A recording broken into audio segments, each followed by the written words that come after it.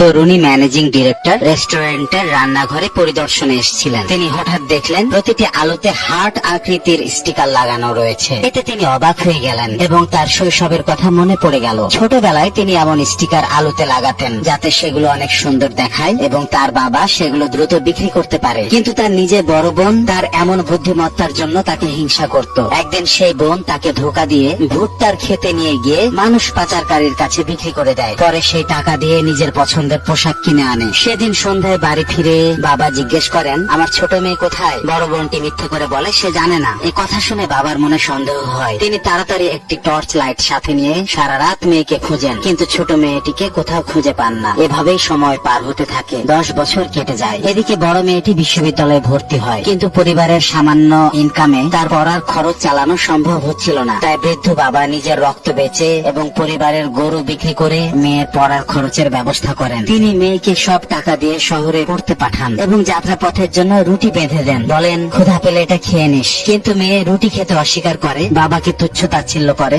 অসহায় বাবা শুধু বলেন, তুই মন দিয়ে পড়া চালিয়ে যাস মা, টাকার ব্যবস্থা আমি করব। বড় মেয়ে চলে যাবার পর বাবা প্রায় ছোট মেয়ের কথা মনে করতেন। তিনি জানতেনই না তার ছোট মেয়ে এখনো বেঁচে আছে। ভাগ্যক্রমে মেয়েটি অনেক ধনী পরিবারে পালিত হচ্ছে। সেই পরিবারের সবাই তাকে অনেক ভালোবাসে। মেয়েটি বিদেশে পড়াশোনা করার সুযোগ পায়। সেই পালক পরিবার তাকে 10 লাখ টাকা দিতে চায়, কিন্তু সে নেয় না। বলে, আমার তো স্কলারশিপ আছে। এমন মহৎ গুণ দেখে তার পালক মা মেয়েটিকে অনেক বেশি ভালোবাসে। এখন মেয়েটির